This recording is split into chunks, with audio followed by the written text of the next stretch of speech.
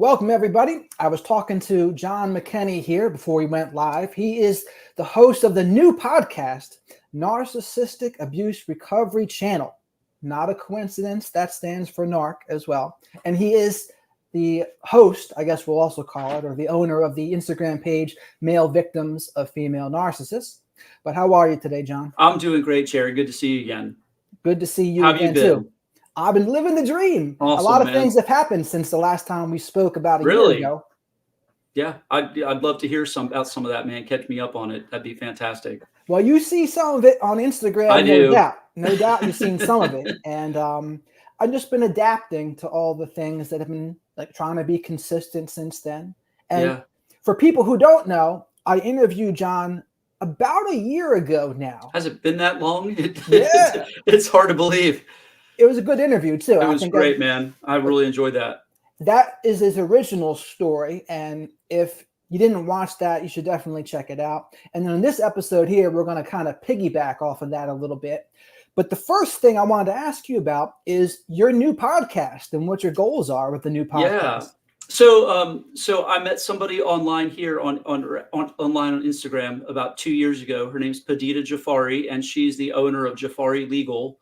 You can find her at Jafari Legal on Instagram. And she also was in a situation where she was married to a narcissist. And we connected over the years and became friends. And I know her husband, John, and I've been out to visit them. And in that connection, decided, you know what, why don't we do a podcast together, have a man's viewpoint and a woman's all at the same time. So it reaches into both areas and both communities where we can help people heal from narcissistic abuse. So it'll be launching live here in the next couple of weeks. Actually, in fact, we just listened to the first 3 episodes and are in the middle of editing them right now. So I'm really excited about it. I thought they were fantastic and looking forward to having you as a guest on this too in the days ahead. Yeah, I'd love to. And it's super exciting starting a new thing like this. And you learn about it from a different angle, too, when you talk to other people and you've joined forces with her. So that's pretty awesome. Totally. And we've tried to have some experts on, too. You know, we had a therapist is in one of our first podcasts that Padita had known.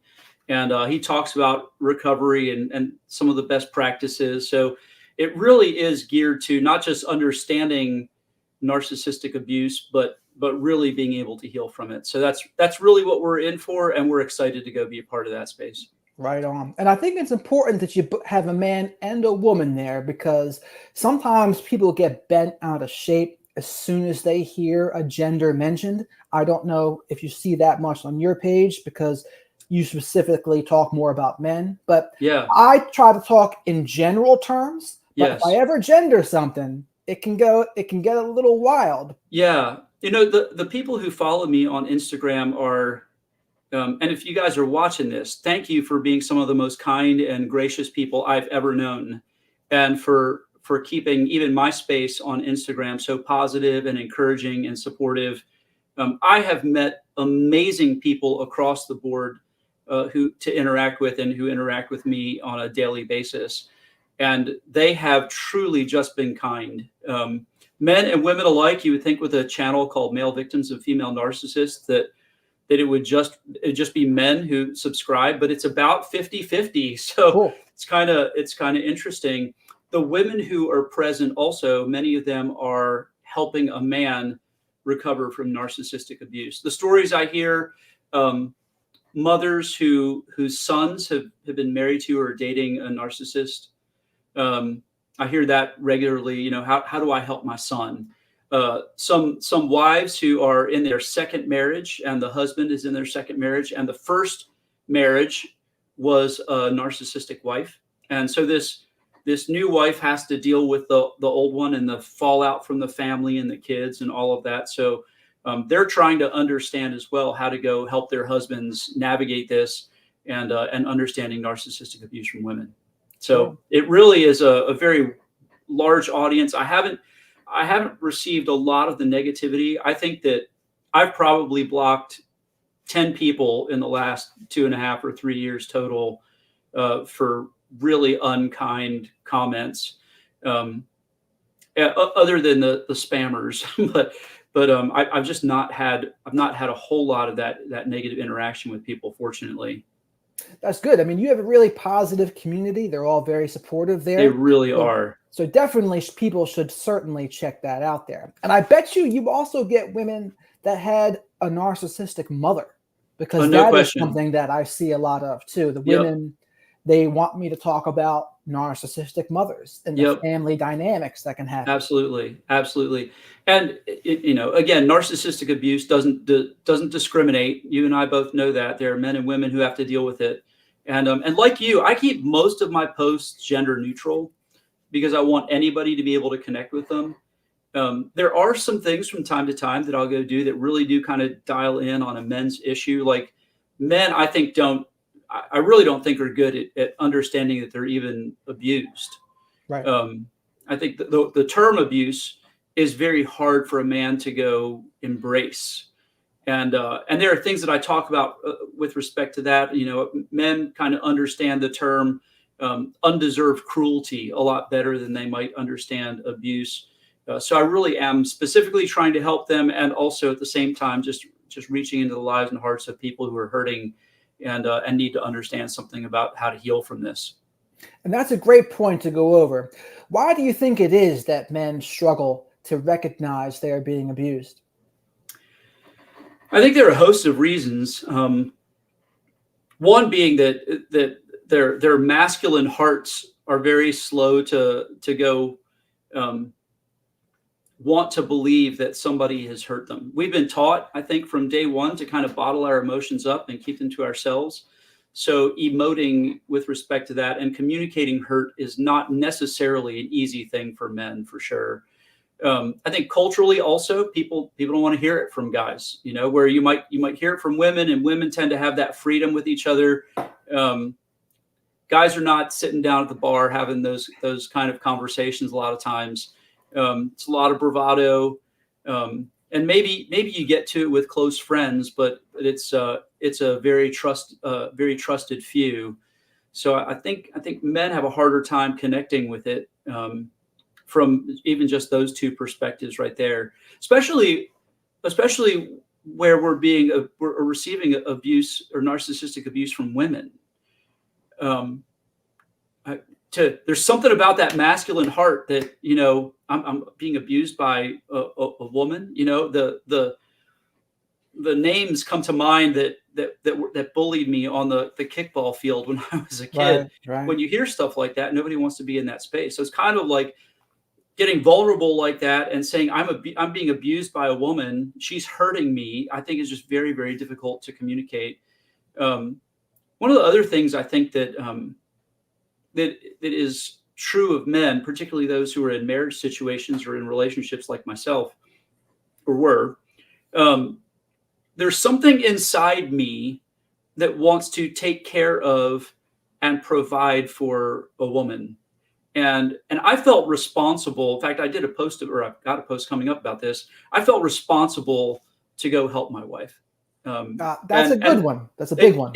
It kept me in the relationship for years, and probably far longer than I wanted to. But being the husband and being the leader, of the family, although arguably it's co-led, I felt a responsibility for her to make her the best human being I could possibly make. I think men are long suffering in those kinds of things, and they bring that to the table naturally, and it can kind of keep them in a situation where they don't really acknowledge the abuse or don't want to, because they really do feel like they're compelled to go try and help this person they're married to or engaged to or in relationship with. Right. And I think some of it is they don't want to admit a weakness, and they perceive 100%. it as a weakness if they admit that they're being mistreated by a wife. And I think there's a little societal push that, oh, you're a guy, just get over it. It's not that bad. And people do get defensive when it's the woman that can be the bad guy sometimes. Correct. Not everyone, of course. Correct. There are certainly people who understand they certainly can be. But there's a group of them that they really don't like it. And to be fair, I see the same on men about men being the abuser too. So I see it on both sides, but there's an element where they get really gender war dynamic about it and they get defensive. And I bet you the guys just don't want to get that pushback where they think, you know what, if I bring this up, some people are going to pounce on me and say, oh, it's not that bad. And they're going to take the woman's side because it's their default to do so. Yeah. Yeah. You know, I mean, even one of the best pieces of advice I got as I was kind of going through this and working my way out of the relationship, you know, somebody said, you know, make sure you don't ever touch her, which I never do anyways, like with physical violence in any kind of way. And make sure you don't ever call the police because men are just not believable. And I really do think that's true because we tend to be more physically imposing, and maybe even so emotionally. I think we're not as believable, where a woman might say, okay, I'm being abused. And you go, oh my gosh, that's terrible. You know, how dare the man do that? And there seems to be instant belief attached to that. If a guy says, well, I'm being abused, you go, really? What did you do wrong? You know, why can't you take it? I've even had some men, I've kind of polled some men who I think have healthy relationships in marriage. And the number of men who've taken a punch from their wife in some of these scenarios is like the percentage is ridiculously high, where if the tables were turned again, men are just taught to take it, and we do. And, you know, roughhousing with other men growing up, and we're kind of used to those kinds of things, where if that were a female, it'd be, you know, we'll cry abuse right away. So you put all that together, and I think it's not easy for men to assent to the fact that they're being abused. Right. So before the next question, someone had a super chat here. They said, Josh Wayne says she coerced me into, then laughed at my pain. Not very good there. Sadistic is really what that is, for sure. Wow, Josh, I'm so sorry. That's absolutely horrific. I can't imagine the loss you are experiencing in that. That's cruel. It is cruel. Undeserved cruelty is what that is right there. You have the right to grieve. You should be grieving over this. And I think more than that, it kind of speaks to her own heart and her love for that child, which is also scary. Right. So, and that's a great example, honestly, of the gender dynamic, where there will be some women who will just tell him, get over it. Wasn't your choice. Absolutely. She can do what she wants. And they're going to completely dismiss his side of it. And I'm not saying all women will do that, of course. Correct. But there's going to be some. There'll be some that say, well, too bad. You should have been more careful. Or who cares what you're feeling? She's the one who has to do whatever. So it's something that I see, and it does contribute. Yeah, no question. I mean, again, I hate to use the term, it is evil. these evil people are out there, and they're on both sides of the equation. Men are experiencing this just as much as women in some scenarios. So it really doesn't show favoritism. And I do hope that men begin to learn and acknowledge what's taking place in the days ahead through podcasts like yours and mine, and things like Johnny Depp in the news over the last couple of years with Amber Heard. And you hear some of the things that come out of this person's mouth, and you go, wow, if that were a guy telling this to a girl, they'd be crying abuse right away. So let's call it that for men too. And I hope that there's an ability, even in the days ahead, for them to step up and do that better. Sure. And it's double standards. That's really 100%. What it is at the end of the day. There's accounts like the Tin Man on Instagram. I don't know if you know who that is, but he's bringing a lot of awareness to some of these male issues as well. And the other thing you were talking about that I think is key, you were mentioning how you felt responsible for helping your wife. And absolutely. I think that is something that's important to talk about, because that is a good thing when used appropriately. Like, I think masculine containment is what I would call it, is where you want to look out for the people in your life that you love and care about, including your spouse. Correct. But people can also misuse that and hurt themselves. So for you, I would ask, where do you think that line is for people where, okay, yes, you want to take responsibility for your spouse to help her, but where's that line? Well, you know, a couple of thoughts come to mind. One is the abuse pervasive? Does it transcend your relationship. People have issues. I mean, you get into a relationship, guess what? There are issues. They have issues. You have issues. Let's be clear. And there's a difference between kind of working through an issue and even seeing progress in that issue, even if it may be hurtful, and not seeing progress and seeing it on a all-encompassing scale. Excuse me. Narcissists, it tends to be more across the board. It's not just in one area of your life. It tends to really just dominate the whole relationship. Right. So I think you have to ask yourself the question: Is this kind of one thing my spouse is working through, or is this something that just pervades the relationship and they don't care? And that ultimately is the other piece of it. Is the person wanting to move towards healthiness? Most narcissists are not. They just, I'm fine, Right. Nothing wrong with me. You're the problem.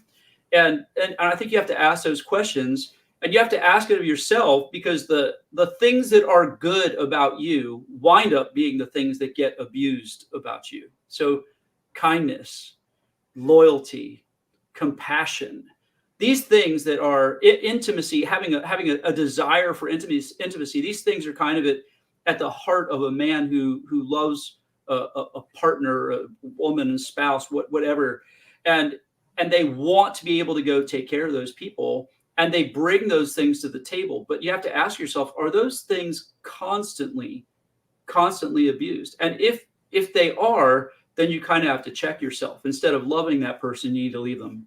Sure. And Josh, he follows up here. This is another good thing to mention. Thank you, guys. My love for her was bigger than my own self-respect and pride at that time. Unfortunately, difficult lesson, but I'm healing the best I can now.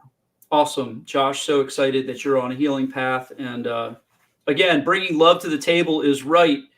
Sometimes you just got the wrong person, and they're not prepared or even capable to love you back. And it sounds like that was your situation. So we both wish you well, and hope that your healing is good, and that you're able to give those qualities we're talking about: kindness, love, loyalty, intimacy, to somebody else who would really appreciate that, and even more, be able to give that back to you. Right. And that's the thing. That's a point. Is it reciprocal? Right. Their relationships are and should be reciprocal. One of the great myths out there, I think, in therapy is, well, it takes two to tango. Well, yes, but it only takes one to implode a relationship. If one person doesn't want to be close, if one person wants to be disloyal, if one person wants to be unloving, they can choose to go do that. And if you bring it to the table and they just don't want to participate, that's entirely up to them. So you have to look and see, are these kinds of things, is my kindness being responded to with kindness as well? And if you don't see that, you really need to ask yourself some questions about where you're at in the relationship. Right. And I think for men, they got to ask themselves, am I disrespecting myself? And then a big thing is, are they working with you? Are they trying to collaborate to find solutions? Or is every problem that comes up in conflict some sort of battle where they want to prove you're wrong, it's your fault, and there is no collaboration? It's more just you versus them in a Absolutely. battle. And no solution, right, either. There's never a solution. I can remember, you talk about the battles I used to have with my ex. The bedroom was the only place we could have them privately, so we weren't arguing around the kids. And I remember these conversations, and they're just, then I thought, okay, you know what? I finally got her to a place where she understands. And then tomorrow she just go do the same thing. You go, what the heck are you doing? We just had this conversation last night. Oh, well, this is different. Okay, it's like you're getting a speeding ticket on two different roads. You're still speeding, right? And if you find that you can't come to solution, and these conversations go nowhere, and you really might be in a situation where you've got somebody who's got some personality distortions, and you may need to examine that. Right. And that's the other thing too. I don't like to even emphasize the labels. I try to emphasize more the behaviors, because the behaviors are really going to tell the tale anyway. Totally. It doesn't matter what their label is if they're not going to collaborate, if they're not going to try to work together with you. And I think men also have to be careful, and women too, for that matter. The people that try to twist some of these principles into things they're not supposed to be. And some of them can be kind of well-intentioned. The people who will say in the religious world, for example, very important to forgive, or understand where they're coming from. And it's just not always appropriate depending on where that person is in their journey with this person. It's like, maybe understanding is not as much what they need. Maybe they need more assertiveness and boundaries in that moment, and self-respect to exit a situation where they're the only one trying to be understanding. The other person's not trying to be understanding at all. Absolutely. In the religious arena, Jesus only died on the cross once. He didn't let them put him up there over and over and over again. And there were places where as it started to get violent, he just got out of the situation. And we need to use that kind of smarts in those kinds of arenas. And I think for us in the emotional arena, you really do have to weigh carefully what's going on. Am I being abused? Is my kindness being abused? Is my loyalty being abused? Are these things is kindness met with unkindness? And as you assess these things, there is unquestionably a time to get out and get away. And where some would say, stick it out, stick it out, stick it out. You don't put your hand under the car tire every day. It's not just, it doesn't make sense. You don't put yourself in places of pain and places where you are just constantly going to be hurt.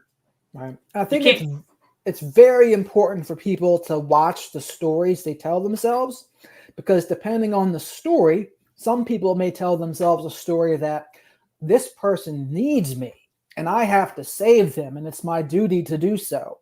And I would say be very careful telling yourself a story like that, because if they're not going to put in the footwork themselves, you can't change them. Absolutely.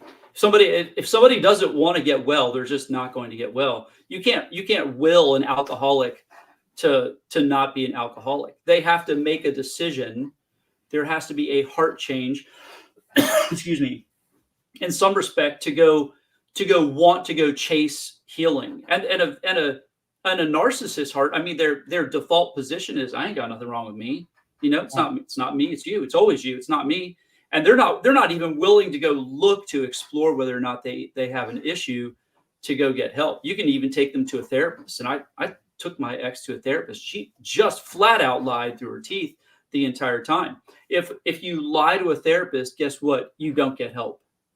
There has to be some honesty present in order for those kinds of things to take place. And you want to see some of that before you decide to stick it out in a relationship, And that's why a lot of people say don't even bother going to couples counseling with a narcissist, because they might weaponize what they hear against you. Yeah. They're going to use it later, and they're not even trying to get better anyway. They're just trying to become a better manipulator. A lot of times. I think I would be in that camp as well. And that from my own experience, having sat with therapists, and more than one, by the way, with my narcissist ex, I absolutely no help whatsoever. One of the therapists was a narcissist herself. That does happen. Happen. And that was the one. That's the one therapist my narcissist ex just bonded with. I'm like, it's funny how it works like that, right? They have a sixth sense for one another. Birds of a feather flock together, man. I couldn't believe it. So, and the lady flat out said to me, "Oh, I have no compassion for you." I'm like, this woman is constantly lying to me, gaslighting me, deceiving me. Why did she say that in regards to? I think because, again, she just didn't have compassion for anybody who was sitting in her chair. So I'm glad she's not in therapy anymore doing that stuff. So good. She wasn't helping people for sure. No. And I had a coaching client the other day. He was talking to me about how he would go to a female therapist and he was talking to her about his spouse, but the spouse would always try to put him on the understanding route. Oh, maybe she's just stressed, or maybe she's just going through a hard time right now. And I don't know if it was more of like a gender thing because it was the women kind of being on the same team, but she was really hesitant to really point out exactly what was going on. And I'm not going to say every female therapist will do that. They're not going to. Yeah. But it's just something for guys in particular to look out for. And I'm a big fan of guys, especially if it's about a romantic relationship, going to other male therapists. I'm a big fan of that. Mm-hmm. And that's not to say a female therapist can't help you, but I think men can understand men issues better than most women will be able to. Just like women will be able to understand other women's issues better than men will in most cases. So 100%. Ironically, both the therapists I've seen that were valuable, and I saw personally for myself and not with her, were both women. And I certainly would have been nice to have had a guy along the way, but the women have also delivered a lot of the compassion I think I needed. good. So that I've been fortunate in that arena, but I don't think they can speak to my heart with understanding in the same kind of way a man just naturally arrives at those kinds of things. Sure. I mean, there's just going to be, generally speaking, I think, a little more understanding because you just have more of the same experiences. Like, you know what it's like to grow up as a boy, to go through puberty as a boy, and the dating struggles as a boy. Yep. I mean, this just is what it is. But interestingly enough, all these women said they'd rather counsel men. So it was really kind of bizarre. One of them really specialized in working men through narcissistic abuse. Interesting. So really fantastic people. I see that. I see that with women who do the dating coaching now for men too. That's a big field for people. Yeah, I think the thing that I think they brought to the table for me, and I don't want to say I'm out of the woods on this yet, but it did help me, I think, trust females again. That when you get into a situation where you're married to somebody, it really winds up, I think you wind up with distrust of the opposite sex. And these two ladies were just spectacular at helping me discover trust. And quite honestly, so very many of the women on my Instagram feed, I can't tell you the kindness I've experienced. Kay and Karen and some of the others that I've interacted with over the years have been so kind to me, and have really helped me rebuild trust as well. And now that you mention it, the women that come to me for help, that is one of the things that they get. They get to be able to trust a guy again after being burned so badly. So I think it's important for them in some cases, if they talk to a guy and they've been burned by a guy, it does really help them to kind of repair just that trust towards the whole male gender. Absolutely. I think it's easy once you come out of this situation, or as you're working even through the healing process in something like this, to just go, oh, well, all women are like that, or all men are like that. And I think you wind up being hypersensitive to the kinds of abuses you've received, where somebody, again, different, where you have a life that's pervasively set on the wrong course, and somebody who misspeaks. And there's a difference between somebody misspeaking or says one thing and doing another one time in a life full of consistency versus somebody who does it wrong all the time. So it's easy when you're hypersensitive. You go, oh, well, that person said one thing and did another. I'm out, But all women are this way, or all men are that way. I think it's easy to come out of the situation and want to take a side when really the center is more true. And that's how you know if a man or a woman both is still in a wound where they just see something from a different perspective and it really upsets them and it really triggers them just to see a meme that's gendered. It's like, you know what? When you're in a good place with it, it wouldn't bother you as much anymore just to see it mentioned. But when it's mentioned and it really bothers someone, it's a good indicator. Yeah. And granted, it's understandable. Like, that's going to be part of the healing process for people too. Yeah. But also it's something to take note of. Yeah, there's probably more work I have to do here on my side to work through this. Absolutely. And I try to remember that memes like that are posted from somebody's experience, If they're hurting, they're hurting. And you just need to understand that they're talking from the hurt in their heart. And it's better if you just respond to that well and favorably and say, I wish you well, rather than coming at them from from something that maybe more attacking or generalist. So we mentioned already a couple of the reasons why men stay stuck in particular. Are there any others that you can think of besides telling them bad stories that they tell themselves, or the responsibility piece? There's legit trauma bond, I think, with men where they're kind of afraid to be without a woman oftentimes, or they feel attached to this person in an unhealthy kind of way. Codependent maybe for some. And they call it the Stockholm Syndrome, where captors were kind of got attached to the people who held them captive. And that it kind of happens. You get into this situation and you feel like you're so neck deep in it that you really you can't emotionally pull back. And I can identify with that.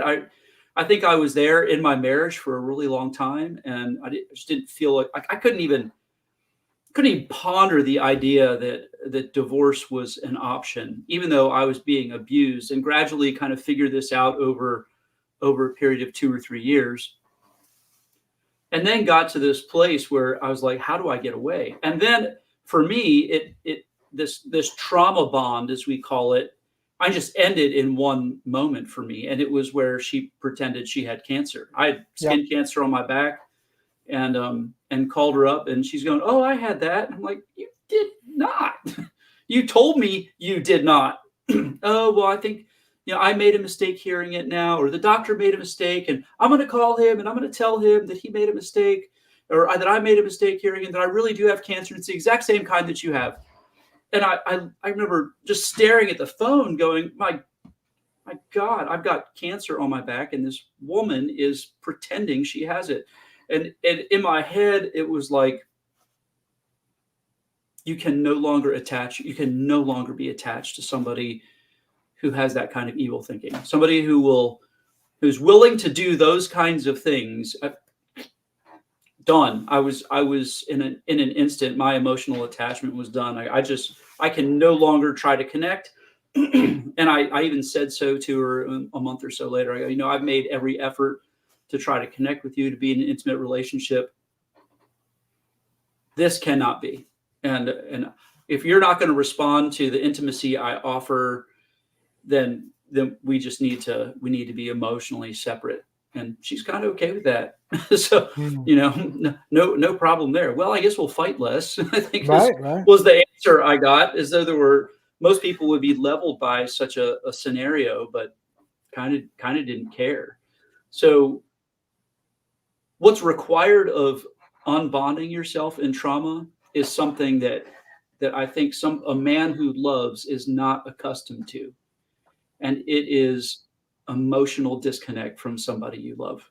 It's not in your fabric. It's not in your DNA to go treat her like you've been treated, with the same kind of callous disregard and emotional distance. And here you've been working at emotional connection, and there's this bond there, and bond over some of the trauma and the worst kind of stuff. And then it's like, okay, I need to respond with disconnection. Like the opposite of my personality, the opposite of how I'm wired, the opposite of how I believe healthy relationships go. And it makes it very, very difficult to kind of pull out. And I was fortunate enough that I had one situation that just kind of knocked me in the head, and I go, okay, I can't do this anymore, and change me. Other men struggle for a long time to really get themselves to that place. Right. And that gave you your moment of clarity there, is what Unbelievable. Unbelievable. I think another two things that keep guys stuck. One, they don't want to give up and to be seen like a kid sometimes to the outside. Yeah. And they're like, oh, you couldn't make it work. You couldn't get her under control. It's like, and so they don't want to think of it in that light, for one. And another one is, I think some guys get addicted to the gray cloud a little bit, where if they have a lot of problems, the woman has a lot of problems, they get addicted to solving or trying to solve those problems, but they never get solved, of course. There's never ending problems. But I think some guys get attached to that. And then this when I'm coaching guys, that when they come to me, all they're doing is talking about their spouse. Like, they're not talking about themselves. They're talking about them through their spouse. And like, that's one of the clues for me to say, oh yeah, this guy, he's probably living through that right now. His whole mind is on that. And Yeah. part of it's understandable because it's a trauma bond too. But Mhm. it's just an indicator that he's probably got to focus more on his own life too and his own improvement. And that's going to be part of his healing. Unquestionably. It's when you're raised sometimes in an environment that might not be so healthy, you get so used to it that trying to move out is just excruciatingly difficult. You can't see what might be coming. I can remember sitting down with my therapist and going, I feel stuck because I know I can't live in this relationship anymore. And at the same time, I don't want what's ahead. And I couldn't, it's like somebody selling me swampland. Oh, this is going to be a great community one day. You're going to see houses and town centers and all this other stuff. And here I am looking at the Everglades going, no, I don't think we can dry that thing up. It's very hard to see what might be. And it's easier sometimes to get mired and stuck in what is, because it is your life. You're used to it, and to step out and to think, well, I could have something better is difficult to even assent to. How did you push through that? God, kicking and screaming in some ways. I mean, I didn't ever want to be divorced. I still don't want to be divorced. I'm divorced now, and I'm very glad I did it. For me, I'll go back to the great therapist, Bill Murray. Baby steps for me. It was okay. Well, I can emotionally kind of disconnect. And I would emotionally disconnect. Some of this also came through prayer and some directed praying. I'm a spiritual man, and I felt like God was directing me. The last 2 years, I was on a trip actually with my family, driving through the middle of the night. It was far away. I was on drive detail, and I can remember it was like God whispering in my ear, if you don't want a divorce, right? No. Well, if you were to counsel somebody who is in your situation, what would you say? I go, well, if I was in my situation, eventually I'd tell them to leave. If it's that toxic. And he said, 2 years. Okay. You're to disconnect. You've been talking to her about the things that trouble you and the abusive kinds of things. She's not been responding. The last 2 years, you go and you separate. And at the end of those 2 years, you're to check back. And if there's any ownership of the problem whatsoever, and a desire to work on it, like we were talking about earlier, you're to stay. And if not, you're to go. So after 2 years, I told her I wanted to separate, and we had this conversation. She said, "Why are you leaving me?" I'm like, "You pretended you had cancer, And that was the better part of the experience. And I can remember it coming down to these two questions. And I said, so and I wanted to stay, I really did. If I come back to you, will you be emotionally present, emotionally engaged, and emotionally supportive? She goes, no, I'm not saying that. I said, okay. If I come back to you, will you stop lying, pretending, minimizing, making up stories? No, I'm not saying that either. I'm like, all right. Well, I mean, everything you need here to we know. are. But she wanted to stay married. Why not? You can just continue to use me and abuse me at your will, but you're not willing to go give absolutely even truth to the relationship. And again, at that point in time, I just had to call it quits and say, you know what, I've got to start taking care of myself. Something else I just don't think men are so good at doing. And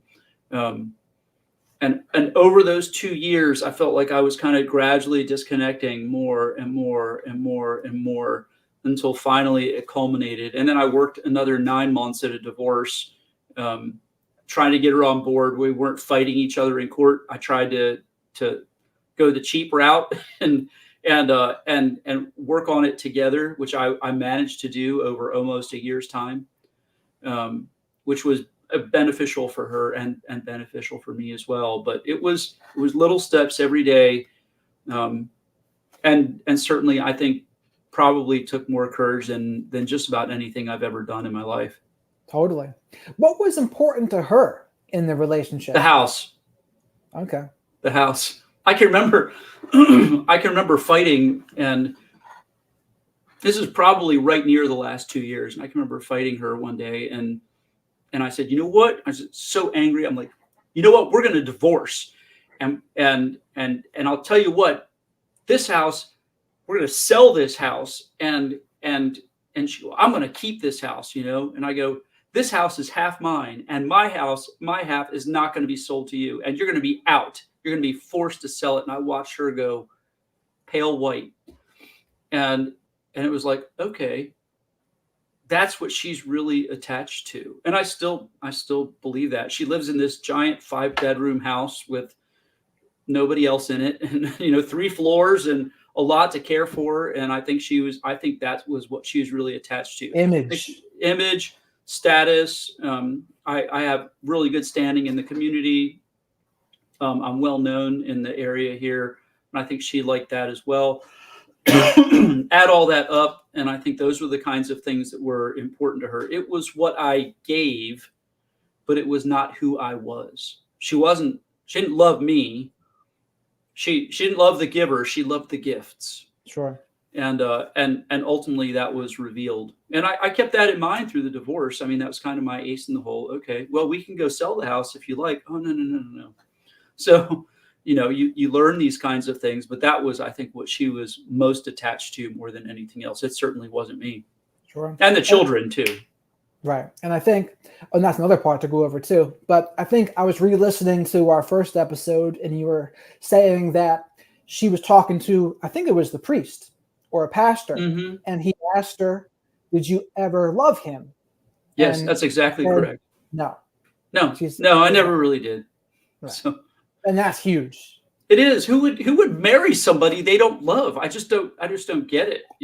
Entering into this relationship, to me, it's like, it's the most unkind issue of or situation where you can be duped, to take somebody you don't love and go, all right, you know what? We're not gonna have a real relationship here. I'm gonna do my own thing and you do your own thing, but we're gonna call it a marriage.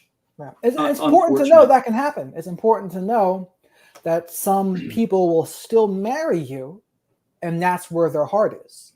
It's still hard for me to wrap my mind around the fact that there are people out there that do that. I just don't think in those to me, that's just raw evil, that you could go bring that to the table and enter into this most sacred of unions and just go, yeah, I'm not going to be here for that so much, but call it a marriage. Horrific. Yeah, just using at that point. It ultimately really is. And another thing is, part of your story that's unique is your parents sided with her, basically. Still do. And they still do. That's not changed a bit. And my kids, 3 of my 4 children as well, I'm still disconnected with, unfortunately. It's amazing the stories that can be told about you behind the scenes.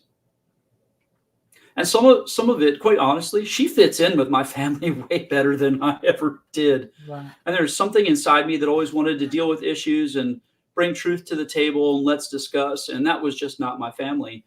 And as you come out of narcissistic abuse, you also learn that you probably were drawn to that kind of person because some of those tendencies were also in your family, and they're absolutely there. My dad was very emotionally removed and is still an emotionless person. He doesn't hug. If he does, it's hands open like this, there it is. That's kind of how he hugs. Intimacy deficient. Completely. And a real inability to go communicate. I wouldn't call him a gaslighter so much, but there was certainly pretending there, especially if there's conflict. I could leave the house in just anger because of the way I was being treated and come back and they're like, nothing's Right. wrong, and you sweep it under the carpet. So some of those tendencies were clearly there. And that's the way she does life. So emotionally, she probably connects. I know she probably connects better there than she did with her own family of origin, and still continues that. I was always kind of the black sheep, and still am. And my parents have made decisions that they're going to embrace her and kind of replace me in the family with her. And I stand by what I've said. I flat out said, if that's who you're going to be, then I'm not going to consider you family anymore, and really kind of don't. I haven't seen them. I haven't really had any conversation with them. I did attend a funeral for my great aunt back in, I guess it was May or June, and saw them there for the first time in 3 or 4 years, and made it a point really not to have much conversation. There's nothing to be said. Right. I'm kind of living where I am, and God's been gracious enough to give me wonderful friends who are like family to me. And so I don't feel like I'm lacking. I certainly miss the heck out of my kids. I wish that were different, but I'm not going to compromise truth to be in relationship with them. And she's clearly done the smear campaign with my kids. They believe that I am who she is, which is kind of crazy. You make do, and you pick up, and you go, okay, you know what? I'm wired for a relationship anyways. I'm going to find people that are like family. And I really have those people in my life. So I'm grateful. If God is ever so gracious to bring my parents around while they're in the land of the living, I would love that, and I would be open to that. But it won't be compromising truth. It won't be pretending this stuff never happened. I do think that if I'd wanted to, in fact, my mom has even said on multiple occasions, why don't you come up and visit us? I'm like, why would I do that? There's kind of nothing to be said at this point in time. And I'm not, we know where we are. And for me, I would have to go up there and pretend that none of this ever happened. And I'm just not prepared to go do that.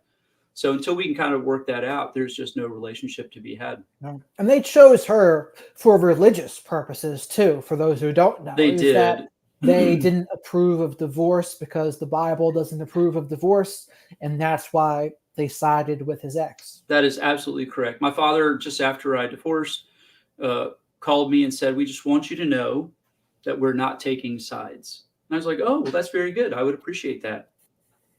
He said, "But the Bible says don't divorce, and you're doing the divorcing. So," and since then, she gets invited to the family gatherings, and I don't. And she gets invited to the weddings. And while I'm invited there, it would be very awkward to have her present in those particular situations, especially since I'm estranged from my children who would be there and my parents. So I've not really felt like I should go attend those kinds of things and have that weight or that disruption over such a beautiful day for my nieces or nephews. And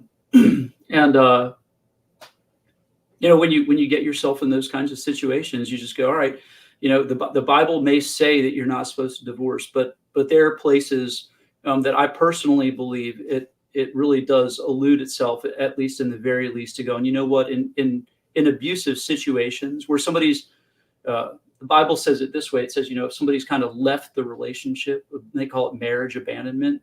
If they've abandoned the relationship, then divorce is kind of okay. And I personally see narcissistic abuse as that. It is complete and total marriage abandonment. In fact, it was never even marriage engagement.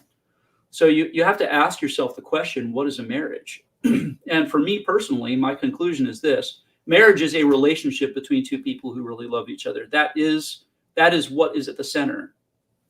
And rings and a marriage certificate and a house and children are all these other things that spin around this center, spin around this marriage.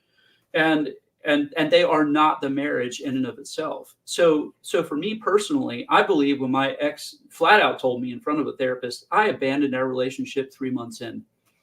She literally said that to a therapist. I go, that's divorce. Yeah, it is. That's the divorce. You want a divorce. That's divorcing right there. And I just forced you to cash the check that you wrote by saying, Yeah. okay, we're going to do this legally. So, but they don't see it that way. They're not going to see it that way. They have a very narrow view of Christianity, and I think relationship, and I can't live in that either. So, so we disagree, and we continue to be separate. Sure. And I think I was going to ask you if you have to co-parent with her, but you really don't with at least 3 of them. But do you co-parent with her? Not really so much. My kids are all kind of older and out on their own. I graduated the last one from college about a year and a half ago, and she's off the payroll and kind of doing her own thing now. My other kids have their own places and live in different parts of town. One has moved to Charlotte, and I think she's hyper involved in their lives, and I'm not so involved in their lives. Even the youngest, who's the one I had most connection with, I think she's more significantly attached to her mother than she is to me. So there's not a lot of co-parenting at this point in time. And we're not trying to, excuse me, make decisions about this or that and having to work through it. So I do not and have not reached out to her for absolutely anything since we've been divorced. I took no contact very serious. If there was something that kind of came up with the children that I felt like she needed to know about, I would absolutely text her. I don't answer the phone for her either. It's text only. I want a paper trail on absolutely everything she says. So that time for me is done. And for those of you who are struggling with kids situations and things like that, trying to co-parent with a narcissist, there is another side to it. It takes a little while to get there, but it really does come, and you can have your peace back completely. Now, when you were still married to her, did she have the roles with the kids where there was maybe a golden child or a scapegoat or lost child, that kind of thing? There is one child that seems not to connect as well as the others. The younger 3 tend to connect the best. There is a golden child in the family as well.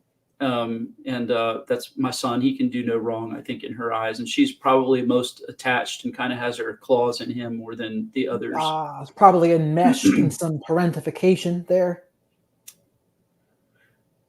I don't think it's not parenting anything. I think it is.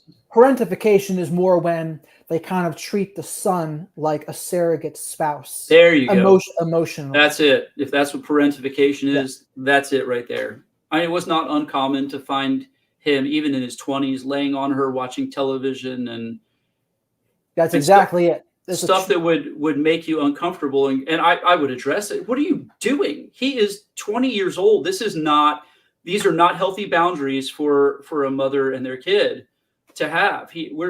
I'm here to go build independent children, not dependent, and there needs to be a break here that needs to take place. So it's the opposite of parenting. That's good parenting, that's for sure. And those things were really hard to watch. Sure. It's too close for comfort relationship, and they're using the kids to meet their emotional needs. That's what that is. Yes. I think with covert narcissists, particularly where they kind of fly under the radar with so much of this stuff, you hear a lot of men talk about, and women too, for that matter, about how narcissists are cheating and they do this and they do that, and they've got these other relationships going on and they're addicts and all this other stuff. Where that may be true, I think with malignant narcissists, I think covert narcissists, it's their kids. I think their supply, narcissistic supply, as we call it, is really met through their own children. And as I look back now, I was kind of removed out of that relationship. It was, we call it triangulation, where conversation went from them to or them to her to me instead of to me directly. And I didn't realize some of these things were happening because it happened over a long period of time.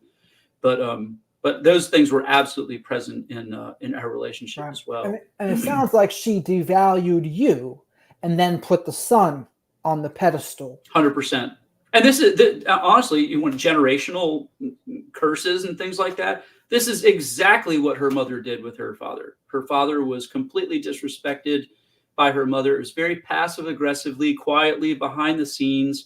He doesn't love God. He's not a God follower. He's doesn't have faith, or he does this, or he does that. And you constantly have this little passive aggressive BS in the kid's ear, and you wind up just building a kid that hates their parent.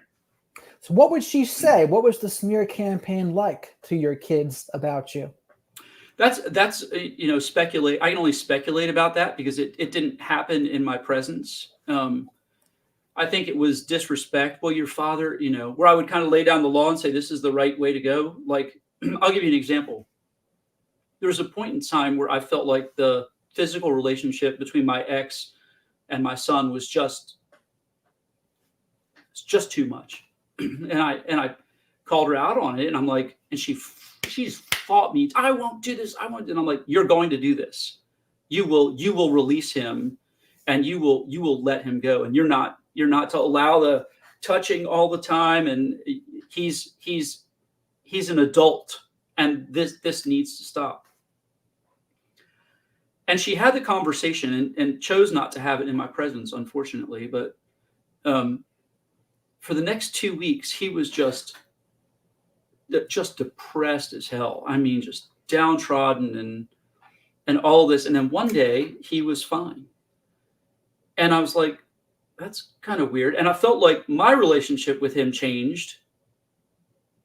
And like he was more disconnected. And I can imagine she went back and she said to him, it was your father who made me go do that. Yeah, absolutely. So she blamed me for it, and I would take the blame on those kinds of things. And that kind of stuff, I did see some of that.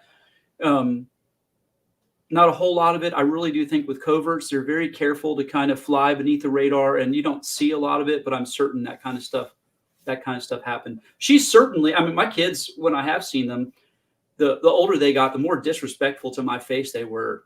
And I didn't raise them with that. I can tell you that right now. I didn't ever speak negatively of their mother to them, ever. I just wouldn't do it. I go deal with it myself, but that was something I would never do. And I know that wasn't the case with respect to me. Right. And I didn't earn that disrespect either. It was given. And I think in a situation like that, where you have one parent who already disrespects and doesn't love the spouse, they give that to their children as they parent them badly. And that's the worst thing I think that happens to the son in particular, the golden child son, is she protects them from responsibility and overprotects and coddles them. And the son gets dependent and reliant on that warm coddling that the mother gives them. But it's the opposite of what a man really needs at 100%. That point. Like you can get that as a kid, right? It's normal to love your son as a kid. But once you get around the teen years and then older, it's time to break free. Yeah. It's time to break free, become your own man, walk on your own 2 feet. And that's what the narcissistic mother prevents from happening with the overprotectiveness and the coddling, etc. Yeah, the story I tell is kind of like, it'd be like giving a 3-year-old a choice between candy and green beans. Yeah. Which are they going to choose? And ultimately, through this enabling, and it's very manipulative, this is how they win the kids to themselves. They manipulate them through this enabling kind of behavior, making them dependent on the narcissistic person in the relationship, and it also further alienates the person who's the victim. I can remember this. There was a Saturday morning where I wanted to go take my son to breakfast. And he was in playing video games or something like that on Saturday morning. I said, son, hey, let's go to breakfast together. Let's go to the Waffle House or something like that. And he says, no. He says, what I really want you to do is I want you to go over to Dunkin' Donuts, and I want you to get me a dozen donuts and bring them back to me so that I can eat them here while I'm playing video games. And I'm like, no, that's not going to happen. I want to spend time with you over a meal. If you'd like to go to Dunkin' Donuts together, I would be happy to take you if that's the place you choose to go. But I am not bringing you back donuts. That does not accomplish what I intend to do here. And he was livid with me. And she went in afterwards and had this conversation. She's like, Dad wouldn't go get me donuts. She came back in and said, you know what? I'm going to go get him some donuts. That's what a good parent would do. And I'm like, in entitlement world, absolutely. And these are the kinds of things that she would bring to the table, particularly for him. I can remember her waking up one morning, like at 4:30 or 5 o'clock in the morning. And as she got up, I stirred. I'm like, what are you doing up so early? She goes, well, I have to help our son. He's going to go get the oil changed on his car. He's like 20 years old now. So I'm like, if it's a money thing, I'm happy to go pay for that for him. Since he's in college, we'll cover that expense. I'll give him the $20 to go get his oil changed, but that's something he can do himself. She goes, no, I have to do it. So what I'm going to go do, because he works, she said, and I go, you work? No, he works. So I'm going to go do this. So what I'm going to do is I'm going to get up early, and I'm going to go into work early, and then I'm going to come back to the house, and we're going to go take his car up to the oil place, and then I'm going to drop him off at work. And he only works part-time, by the way. Was off at like 2 or 3 o'clock in the afternoon. She says, and then I'm going to go back up there. I'm going to get him, and I'm bringing him to the oil change place. And I'm going in early to work, so I get my time in. But that's what I'm going to do. I'm like, this is wrong. I said, he needs to go be able to go do this. And Michelle's, no, I have to go do this. Well, here's the crazy thing. The oil change place is exactly right across the street from where he works. So he could have dropped the car off, walked across the street, come back across the street when he was done his shift, and then driven home. But she had to be involved in all of that and take care of all of that for him. And that was those are the kinds of things that they do to manipulate the children to themselves. And of course, you come in and say, go get your own damn oil changed. You're 20 years old. You need to be able to go. You need this skill to go interact with people and go say, okay, you know what? Oil, my car needs to be changed. You need to be able to take care of your own car. Then you come across as the bad guy. And that's the kind of thing I think was redefined to my children. Good parenting is redefined as bad parenting and abusive parenting. So it emotionally stunts them. Oh my God. That's what it does. So for the boy there, he's emotionally stunted. And if he were to ever get into a romantic relationship, he's not going to be able to be like the man a woman's going to be able to rely on and really respect. He's going to be the mama's boy for life as of now. And it'll be the kind of guy that women would complain about to say, oh, I'm in competition with his mother. Yep. He's always talking to his mother about this, and this. He has to run every decision through her. And what they call it is they struggle to individuate. Yeah, so without question. Individuating from the mother there. Without question. And even though he's moved away, I don't think it's changed. I think she still has her hooks in him, and I think there's still too much conversation. He's wound up being just like my dad, and certainly there's some genetic component in that as well, I would think. But probably, but unable to take. And truthfully, he's just like her, and has actually removed one of his sisters from relationships. So done. He won't have anything to do with her anymore either. So he's discarded even one of his own siblings. And so it's very hard to see. It's a conspiracy between the two of them now. So the mother, she gets her needs met by doing all of those things for him and feeling like she's the best parent for doing that, when it's really the opposite and lacks wisdom. The son, he gets freedom from responsibility, basically. He doesn't have to really stand on his own 2 feet. But they're both in on it in a way. Now, granted, the kid, he didn't choose this from the beginning, right? No. It's kind of her manipulation. But there does come a point, even though it's not your fault, you do got to try to break free. You do got to say, okay, I got to try to stand on my own 2 feet here and be my own man. And what do you tell a kid in that situation? What would you think would be a good thing to say? Unfortunately, I don't have enough relationship with him. Once I separated, he was done with me. We've not had any conversation at all. But I think there has to be some understanding of the situation. Otherwise, the conversation falls on deaf ears. Sure. What I'm waiting for is this. I'm waiting for the time where he brings somebody home and he is just a little too close to her. And the girlfriend goes, what the heck is wrong with you?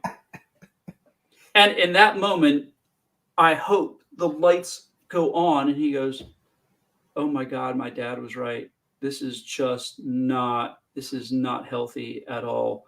And that's kind of what I'm hoping for. I really do hope that takes place at some point in time where he realizes. But until then, I don't think there's a conversation to have. I've kind of wrestled with this with my kids, since 3 of them I'm pretty estranged with. Do you chase them? Do you tolerate the disrespect? Do you tolerate the pretending for a relationship? And my kids have pretty clearly spoken. They just aren't interested in a relationship with me right now. So they're going to have to find out on their own. There's this passage in the scripture, not to be preachy, but it has guided me through this whole thing. It's the prodigal son, where the son shows up on the scene and says to dad, "By the way, give me my inheritance now, because I'm going to take that money. I'm going to go blow it on absolutely anything I can blow it on." And the dad gives him the cash for whatever reason. I guess he just knew he needed this lesson. And the Bible says that this kid takes this money and squanders it on hookers and parties and all kinds of things. And finally he's out of money, and he's sitting there feeding pigs, and he's so hungry that he wants to eat what the pigs have. And it says this, it says, "And then he came to his senses." And that's kind of what I'm looking for right now. I'm waiting till they kind of come to their senses and understand the situation before we can really have these conversations. Until then, the conversations I've tried to have so far fall on deaf ears. There's really no conversation to have. So Yeah, they are flying monkeys in that sense of the word, and sometimes they need to learn the hard way, unfortunately. And I try to be open and available and present. If they said to me, "Yeah, I want to talk," I'm like, "All right, let's do it." I would love to have some honest conversation, but the truth is not going to be compromised. And we're not going to pretend this is not happening. We're not going to pretend this didn't happen. And I'm not going to take the disrespect that your mother delivered to me or yours, and we can have a relationship, but there are going to be boundaries and with respect to my engagement, and they're going to have to come to their senses in order for us really to have a relationship again. right. And the thing is, it's an emotionally incestuous relationship, is 100%. what it is in those cases. And they're not going to break out of it unless there's some big event that kind of snaps them out of it. One, like you mentioned, where Yep. he brings the girlfriend home and she sees, oh, look at how close they are. It's a little weird for how old he is in this situation. And it is going to take something like that. Yep, unquestionably. But ultimately, I think you're doing the right thing in the fact that you can't force them to do anything. If they're not going to listen to your side and to the truth, then there's not much you can do besides just say, "Hey, I'm here for you. If you ever want me to be, you can come to me," and just make sure they know that. And then that's really all you can do. Yep. And I'm waiting for that. You know, I feel like my part of this, because what they're doing is ridiculously hurtful.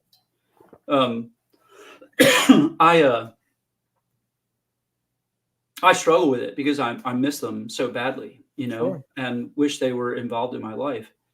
And it being hurtful makes you want to kind of turn away, but that's not a father. So my job is to remain sensitive and tender of heart, so that when the time comes, I'm ready to receive them with open arms. That's what I think my job is right now.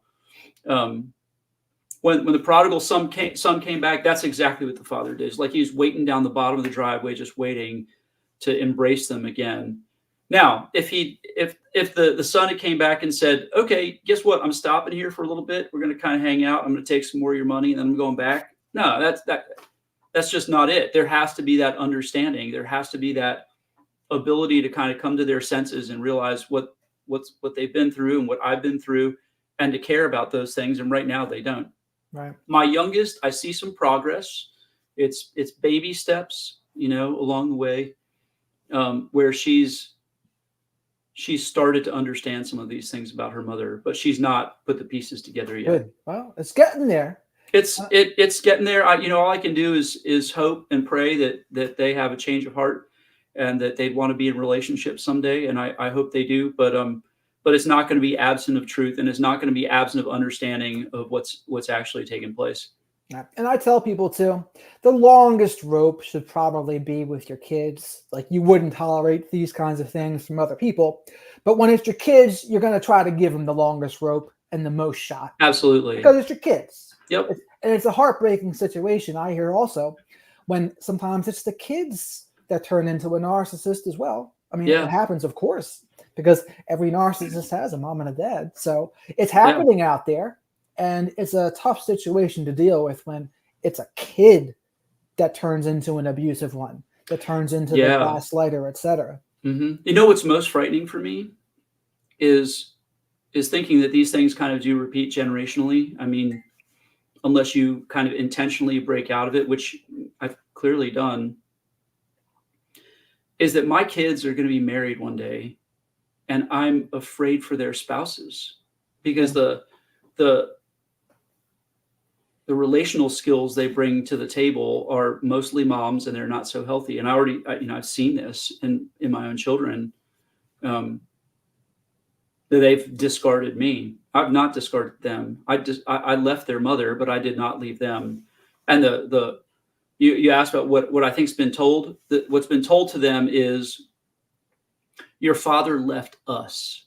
He left our family. My parents are saying it. He left our family. He left he didn't just leave. He left us. That's not true. I did not leave them. If they ever see this, I want them to know, I didn't leave you. I left your mother. And I plan on continuing relationship. But those are the kinds of things that go on behind the scenes, and you have to deal with them. And I do hope that they return one day, because it's ridiculously hurtful. And I will do my best to receive them with open arms, willingly and lovingly, when that time comes. Yeah, it's definitely one of the tougher situations. And I think, unfortunately, it's a common situation when one of the narcissistic parents smears the other parent to the kids, and the other kids believe it. Yep. And I picture myself even these days thinking, what if one day one of their spouses comes to me and says, what the heck is going on? I'm going to have to go, all right, let's go through it. Let's talk about what they were raised in. Let's talk about what their relational skill set, and having to go help them through whatever they're dealing with respect to my own children. Fortunately, none of them are in that situation yet, so I haven't really had to go deal with it. I don't know if they got married, if I'd even be invited to the wedding. So a couple of them could be married now for all I know, and so I don't think that's the case, and I hope it's not. But I do think there are going to be problems that are going to be bigger than just what I've experienced with her. I think they're going to experience these kinds of things as well, and that their spouses are also going to pay the price for some of this.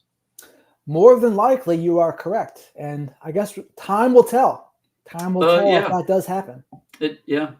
I've got 4 children, so the odds are strong that one of them is at least going to be like this. Particularly even my son, who's clearly got some narcissistic tendencies already and deals with life like my father, and emotionally distant, emotionally removed, discarding family members. It starts there. So those are the kinds of things I think I'm going to have to be in for in the days ahead. And it's frightening to have to see those kinds of things, and frightening to think that that's what's ahead. But maybe the Lord's preparing me for that, even to this day, to be able to go converse with them so that they know somebody's in their corner. Yeah. I mean, it's a genetic component plus the element of how he was raised there by his mother, and that's the perfect storm. 100%. For the narcissistic individual to become a narcissistic individual. I keep asking myself, where did my DNA go? It's like, it's got to be in there somewhere. But others might be more like you than your son. Your daughters might be more like you. I don't know. Interestingly enough, my cousin, who I'm very close with and is actually like a sister to me, said, did you realize that of the 7 cousins, 5 of us married narcissists? I'm like, wild. No. but yeah, it's true. It's true. So talk about genetic component. There's either something socially gone wrong in my family or genetically gone wrong that we were predisposed towards this kind of They're thing. Equating the behaviors of a narcissist with love. right? If they had a narcissistic parent, they were conditioned to believe this is what love is supposed to look like. It's supposed to Absolutely. look like these love bombing, devaluing, belittling, or whatever style of narcissist they were. Yeah. And ironically, some of it painted in spirituality. Like, this is a That's a good big thing. one. That's a big one. It's a ridiculous place to kind of go hide these kinds of things, but unquestionably so, it happens. Absolutely. Well, that's pretty much all I had for you today, John. Where My else brother, great can people- conversation. Thank you. I thought it was great too. But where can people find you? You can find me at malevictimsoffemalenarcissists.com on the web. You can find me at Male Victims of Female Narcissists on Instagram as well. And look for the Narcissist Abuse Recovery channel. You'll see that on our Instagram as well. We'll be promoting that. And I think pretty soon, within the next week, you should be able to look that up on Spotify and hear our first podcast. So we'd love to have you all be a part of that. Hells yeah. And then I'm looking forward to being a guest on there too. I can't wait, man. Very seriously, when I talked to Padita about that today, we're like, we need to get him on quick. So it'll be soon, man. As soon as I can figure out how to go push the right buttons in this thing, because we're going to go do this ourselves. We hired a company to help us up front with what we don't know, but as we manage it ourselves, and you're at the top of our list, man. Really appreciate you. I'm so down. What part of the U.S. are you in? New Jersey. Oh, you're in New Jersey. What exit? 34. Turnpike or Parkway? Neither. It's really? 295. Exit 34 and 295. Turnpike will say exit 5. Gotcha. Well, if I'm up that way again, I grew up in Baltimore, not too far away. I would love to connect in person. That would be great. Yeah, I would love that, man. We get Me a coffee too. or something. Deal. On me. Even better. But I appreciate you coming All right. on the show today, John. Thanks so much for having me. Help a lot of people here. Look forward to it. Glad to do it. We went over a lot of good topics here too, so I appreciate it. Excellent. Peace to you, my friend. Peace to you as well, brother.